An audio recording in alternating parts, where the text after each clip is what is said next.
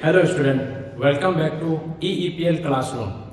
मैं हूं आनंद सर और मैं आपको EEPL क्लासरूम में फिजिक्स पढ़ाता हूं। आज का टॉपिक है हम लोग का यूनिट्स एंड मेजरमेंट। तो ये करीबन 2 या 3 पार्ट्स में आएगा। पहले हम लोग थ्योरी करेंगे और इससे रिलेटेड न्यूमेरिकल्स करेंगे। तो आइए देखते हैं इसमें क्या क्या पढ़ना है हम लोगों को। शुरुआत करते हैं शुरू से, ठीक है। तो यूनिट्स एंड मेजरमेंट, ये 11th का हम लोग का पहला चैप्टर है, यूनिट्स एंड मेजरमेंट।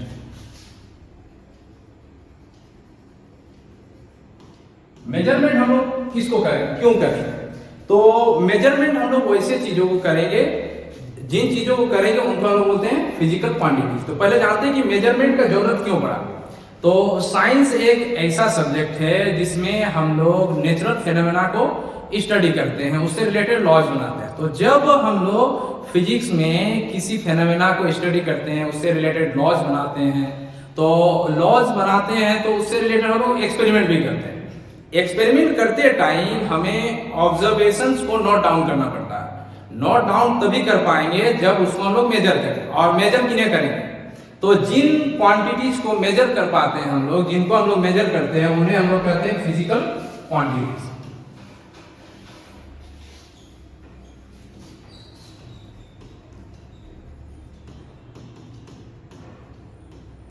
तो physical quantities are the quantities that can be measured.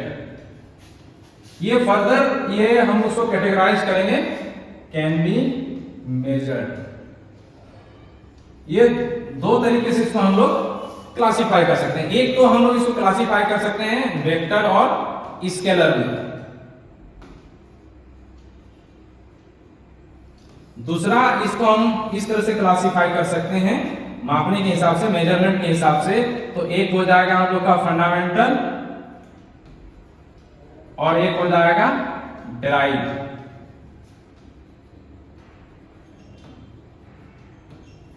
तो फंडामेंटल फिजिकल क्वांटिटी वैसे क्वांटिटीज होते हैं जो इंडिपेंडेंट होते हैं, वो है तो है, किसी दूसरे क्वांटिटीज पे वो निर्भर नहीं है।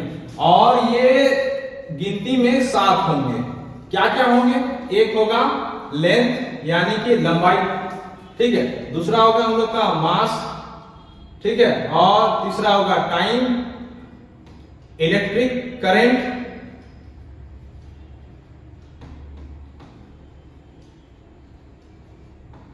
ठीक है। फोर्थ होगा इलेक्ट्रिक करंट। फिफ्थ हो जाएगा हम लोग का टेम्परेचर, और एक हो जाएगा अमाउंट ऑफ सब्सटेंस,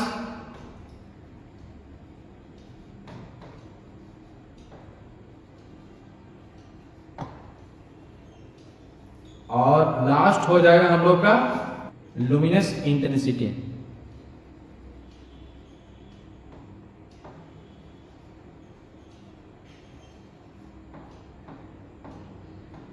इसमें से बहुतों के बारे आप पहले से पढ़ चुके हैं। 10th लेवल में आप लेंथ के बारे पढ़ चुके हैं जिसको मीटर से मापा जाता है। मास के बारे पढ़ चुके हैं जिसको किलोग्राम से मापा जाता है। टाइम के बारे आप पढ़ चुके हैं जिसको सेकंड से मापा जाता है। इलेक्ट्रिक करंट एम्पियर से मापा जाता है, ये आपने पढ़ा ही होगा 10th लेवल में। टेम्परेचर को केल्विन से मापा जाता है। अमाउंट ऑफ सब्सटेंस कुछ बच्चों के लिए नया हो सकता है, क्योंकि अगर कोई भी चीज गिनती में 6.023 इंटू 10⁻23 है, अगर गिनने में कोई भी सब्सटेंस 6.023 इंटू 10⁻23 है, तो उसको हम लोग कहेंगे 1 मोल। फॉर एग्जाम्पल मान लें कि अगर कोई एक ऐसा व्यक्ति है जिसके पास इंडियन रुपी में 6.023 इंटू 10⁻23 रुपीज है, तो इसको कह सकते हैं हम लोग कि इसके पास 1 मोल रुपी है। 1 मोल रुपी जो है, जैसे आप लोग जानते हैं, जैसे कोई एक ऐसा व्यक्ति है जिसके पास 1 लाख रुपए है तो उसको हम लोग बोलते हैं लाखपति, ठीक है। किसी के पास 1 करोड़ रुपए है तो उसको हम लोग बोलते हैं करोड़पति। तो हम कह सकते हैं फॉर एग्जांपल कि किसी के पास अगर 1 मोल रुपए है तो उसको मोलपति कह सकते हैं। ऐसा आप मान के चल सकते हैं। लुमिनस इंटेंसिटी ये सारे स्टूडेंट के लिए नया टर्म है और इसको हम कैसे डिफाइन कर सकते हैं कि कोई अगर बल्ब है तो उसमें से पर सेकेंड कितना एनर्जी निकल रहा है पर सेकेंड और पर सॉलिड एंगल। ठीक है, सॉलिड एंगल यहां पर एक नया टर्म होगा, लेकिन अभी याद रखें कि किसी भी लुमिनस ऑब्जेक्ट से पर सेकेंड पर सॉलिड एंगल जितना एनर्जी निकलता है उसी को हम लोग बोलते हैं लुमिनस इंटेंसिटी। इसको मापा जाता है कैंडला से। इसको अभी याद रखें, ये फिर से आएगा जैसे हम पढ़ रहे हैं कि fundamental physical quantity, derived physical quantity. एक तीसरा भी होता है जिसको हम लोग बोलते हैं सप्लीमेंट्री फिजिकल क्वांटिटी बोलते हैं इनको, सप्लीमेंट्री फिजिकल क्वांटिटी। इसमें हम लोग दो चीज पढ़ते हैं, एक प्लेन एंगल पढ़ेंगे, प्लेन एंगल, और एक सॉलिड एंगल। तो वहां पर हम लोग सॉलिड एंगल को डिफाइन करेंगे। तो सॉलिड एंगल मिलेगा आगे, तो उसके लिए चिंतित ना हो, वो आगे मिलेगा। तो अब आगे हम लोग जानते हैं कि ये डिराइव्ड फिजिकल क्वांटिटीज क्या होता है। डिराइव्ड फिजिकल क्वांटिटीज, तो डिराइव्ड फिजिकल क्वांटिटीज वैसी क्वांटिटीज हैं जो फंडामेंटल क्वांटिटीज से ही बने होते हैं। फॉर एग्जांपल अगर ले लें जैसे एरिया जब भी हम लोग बनाते हैं, जैसे एरिया ऑफ अ रेक्टेंगल, तो उसमें क्या आ जाता है कि लेंथ इनटू ब्रेड्थ। तो अगर इसमें देखा जाए तो लेंथ भी हम इसको मापेंगे मीटर में, इसको भी मापेंगे मीटर में, ये दोनों मल्टीप्लाई होकर के क्या बन जाएगा मीटर स्क्वायर। तो ये पूरी तरीके से क्या है डिराइव्ड फिजिकल क्वांटिटी, जो कि फंडामेंटल फिजिकल क्वांटिटीज का ही बना होगा। फर्दर अगर हम ले लें स्पीड इज इक्वल टू हो जाता है distance upon time. Distance upon time, distance क्या है, ये कुछ नहीं, ये लेंथ है, और लेंथ क्या है फिजिकल क्वांटिटी। तो लेंथ का क्या हो गया मीटर, और टाइम का क्या हो जाएगा सेकेंड। तो हम यहां कह सकते हैं कि अगर स्पीड का यूनिट है मीटर पर सेकेंड, तो हम कह सकते हैं कि स्पीड क्या है, स्पीड एक डिराइव्ड फिजिकल क्वांटिटी है। इसी तरह से दुनिया भर का हो सकता है। फॉर एग्जांपल ले लें फोर्स इज इक्वल टू क्या हो जाता है, ये हो जाता है हम लोग का mass into acceleration. Mass into acceleration, mass हम जानते हैं कि ये केजी में मापा जाता है और एक्सीलरेशन मीटर पर सेकेंड स्क्वायर। तो फोर्स का जो यूनिट बन जाता है केजी मीटर पर सेकेंड स्क्वायर, जिसको हम लोग आगे जाके क्या कहेंगे न्यूटन। तो ये सारा चीज जो यूनिट लिखा जा रहा है, यूनिट को फर्दर हम लोग डिफाइन करेंगे कि ये यूनिट होता क्या है। तो आगे हम लोग बढ़ते हैं और देखते हैं कि ये यूनिट किसे कहते हैं।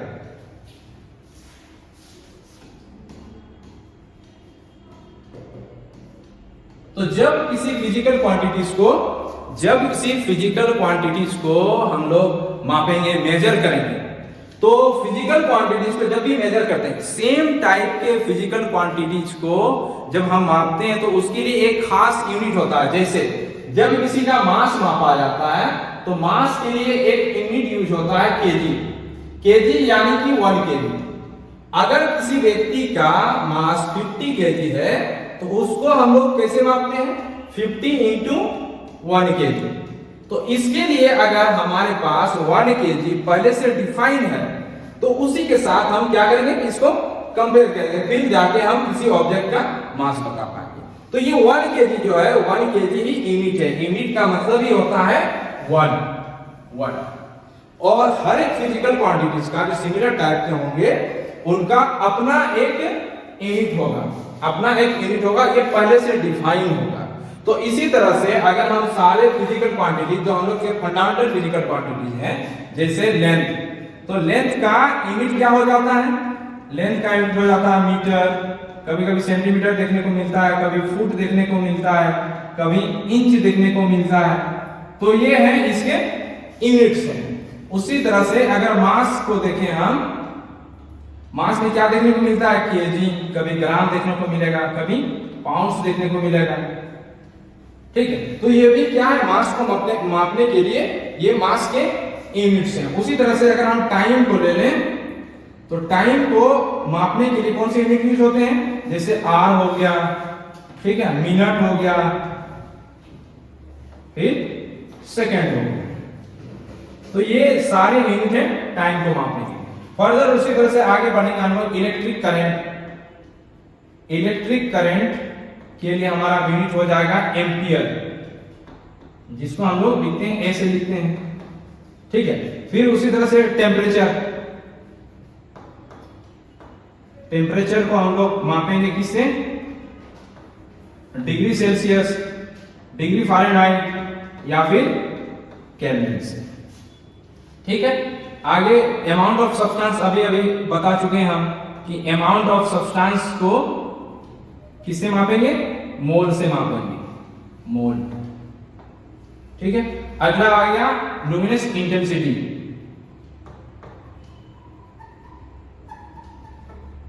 लुमिनस इंटेंसिटी को हम लोग मापते हैं कैंडेला से, यानी सीडी,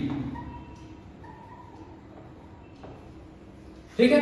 तो ये हम लोग के 7 फिजिकल क्वांटिटीज हैं जो फंडामेंटल है, यानी बाकी ड्राइव फिजिकल क्वांटिटी जो है इन्हीं से मिलकर बनेंगे, ठीक है। तो इससे आगे हम लोग बढ़ते हैं।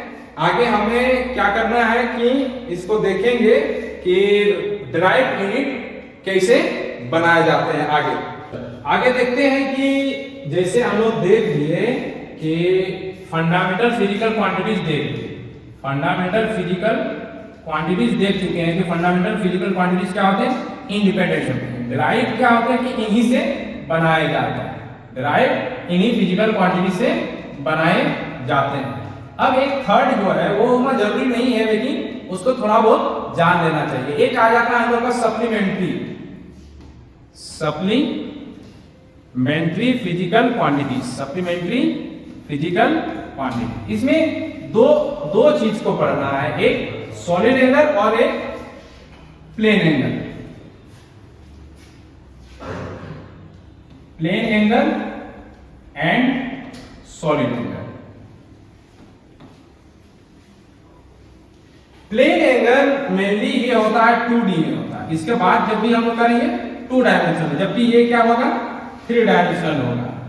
जैसे इसका जैसे हम एक सर्कल बनाते हैं इस तरह का, अब यहां से अगर रेडियस में हम मिला दें तो ये जो एंगल बनेगा ये थीटा, इसी को बोलते हैं हम लोग प्लेन एंगल। ये एक सर्कल है, ये एक सर्कल है। तो जब सर्कल में सेंटर पे 2 रेडियस मिल जाए तो वहां जो एंगल बनेगा, यानी 2 साइड के बीच में जो इंक्लिनेशन है उसी को हम लोग बोलते हैं प्लेन एंगल। जबकि सॉलिड एंगल में सर्कल नहीं, यहां पर स्फीयर में बनता है, जैसे कि तरबूज वगैरह। अगर एक स्फीयर ले लें और इसका एक छोटा सा एरिया अगर काट लें तो ये जा करके यहां पर एक 3 डायमेंशनल एक कट बनाएगा, तो ये एक बन जाएगा हम लोग का सॉलिड एंगल। सॉलिड एंगल को हम लोग 3D एंगल भी बोल सकते हैं, जबकि प्लेन एंगल को हम लोग 2D एंगल बोलते हैं। ये जो हम लोग का प्लेन एंगल है इसको हम लोग मापते हैं रेडियन से, रेडियन, और जबकि सॉलिड एंगल को हम लोग मापते हैं स्टेरेडियन से। दोनों को अगर हम डिफाइन करें कि प्लेन एंगल कैसे निकाला जाता है, सॉलिड एंगल कैसे निकाला जाता है, तो ये जो रेडियस है, ये रेडियस, तो सॉलिड एंगल को हम लोग ओमेगा से रिप्रेजेंट करते हैं। Solid angle is equal to हो जाएगा ये वाला area, this area ds upon r square, ds upon r square. अगर देखा जाए इसका तो इसका यूनिट कुछ नहीं होता, एरिया का यूनिट होता है मीटर स्क्वायर, जबकि इसका भी यूनिट होगा मीटर स्क्वायर। तो ये यूनिटलेस क्वांटिटी है, फिर भी इसको नाम दिया गया है ओमेगा। जबकि यहां पर अगर रेडियन को देखें तो रेडियन में क्या होगा, this arc length upon this radius and arc length upon radius. तो ये हो जाएगा हम लोग का प्लेन एंगल। यहां पर भी अगर आप गौर करें तो ये अगर मीटर में लेते हैं तो इसको भी मीटर में लेना होगा।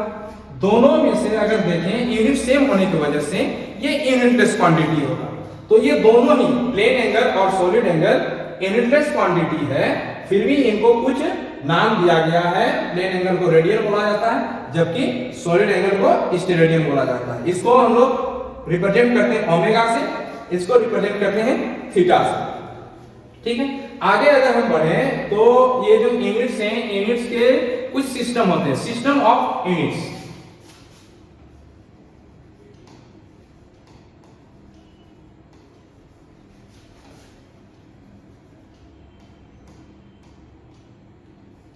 सिस्टम ऑफ यूनिट्स में हमको क्या पढ़ना है?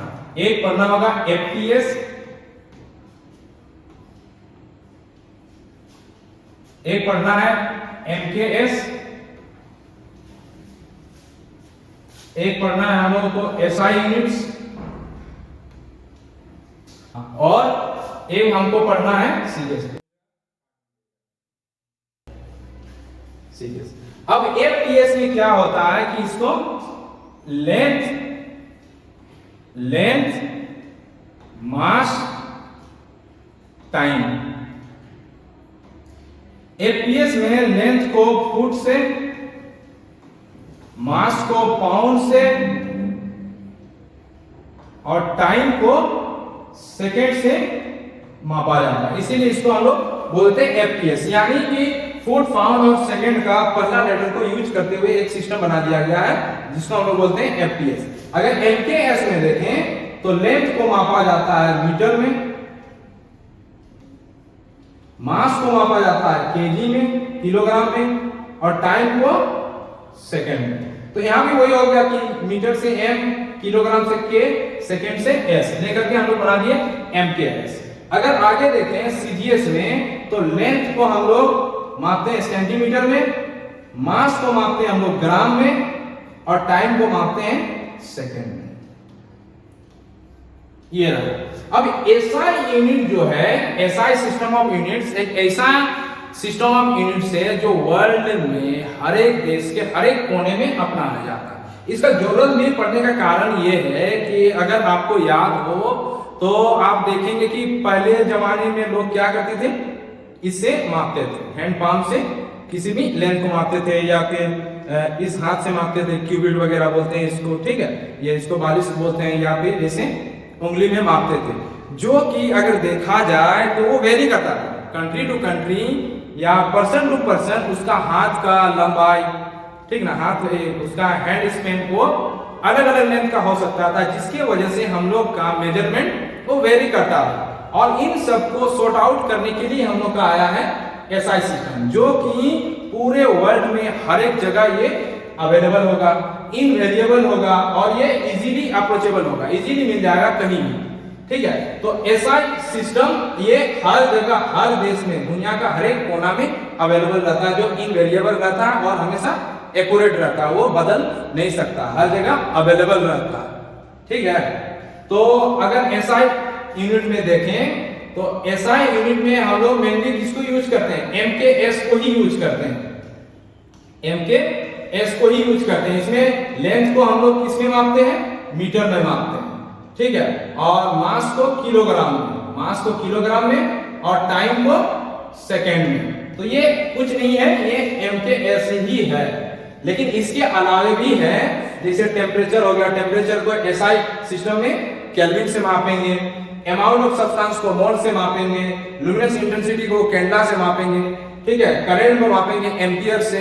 तो इसी तरह से बहुत सारे हैं, ये हो गए हम लोग के फंडामेंटल फिजिकल क्वांटिटीज में से। अगर हम ऐसे क्वांटिटीज ले लें जो डायरेक्ट क्वांटिटीज हैं, तो एरिया को हम लोग मापेंगे मीटर स्क्वायर से, ये हम लोग का एसआई हो गया, मीटर स्क्वायर से। अगर फोर्स को मापना रहेगा, फोर्स को मापना रहेगा तो उसको हम मापेंगे न्यूटन से। इसी तरह से सारे चीज जिनका हम लोग एमकेएस से यूज कर सके, जिनका एमकेएस से ही नए तरीके से डिराइव किया गया है, ये जो न्यूटन बना है एमकेएस सिस्टम से ही इसको डिराइव किया गया, और इससे जो यूनिट बनता है वही हम लोग का एसआई सिस्टम कहलाता है, ठीक है।